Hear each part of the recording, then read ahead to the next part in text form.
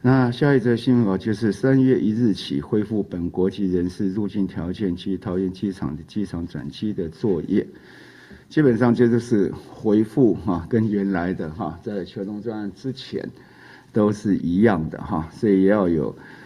但是这里面大概就是跟以前那时候恢复以外所以大家注意到那个下面的红字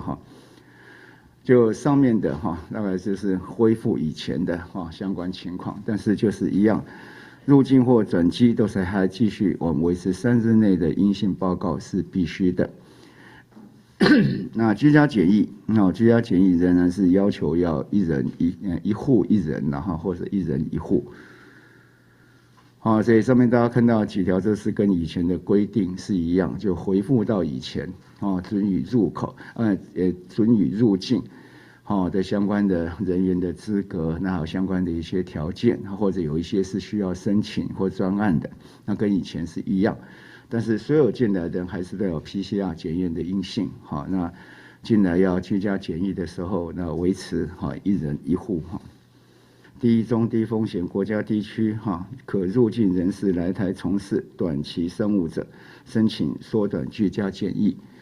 那仍然就是维持刚才那个表上面低风险跟中低风险不同的都可以缩短检疫的天数。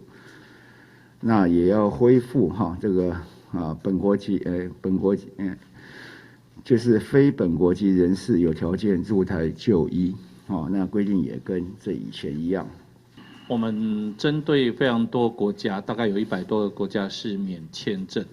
所以我们在外国人的部分是这个有居留证就可以直接进来。那如果没有居留证的，那在外馆可以申请特别入境的许可。那入港澳原来港澳的部分，它也是以这个居留跟这个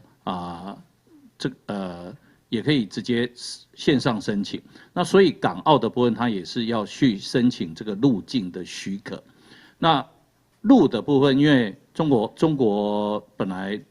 中国大陆的人士要来台湾，就是必须要去许可制，许可制。所以我们现在呢，只是恢复到原来12月底之前的相关的要件跟条件，所以都一样。那只有刚刚指挥官特别说明的，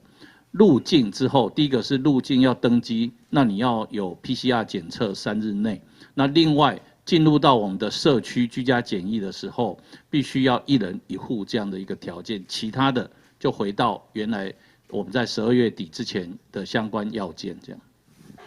可以戴口罩，就是要请那个比较帅一点、比较年轻的，请罗一军来稍微示范一下吧。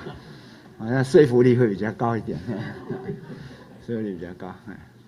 应该是说我们有时候会发现一些这个，比如说公众人物戴口罩的时候会有一些常见的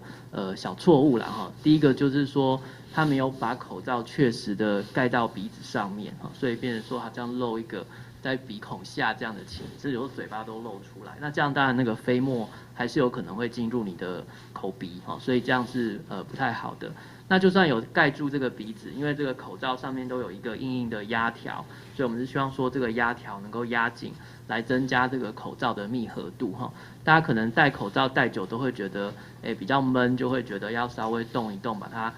密合度调开不过这样其实是有风险的，你就可能会还是就是过滤的情形就会变得比较差其实我觉得大家都戴得很标准我常在上面看，有时候都就觉得大家都戴得很好，跟以前就比较有时候就会这样，那现在都戴得很好。那但我们那时候是注意到，有时候上节目的时候那有些相关的来宾可能就没有注意那么大。那事实上媒体的影响力也大，那潜在的来宾也影响力也大。如果大家一起都能够做一个比较正确的示范，那当然对整体是有帮助的。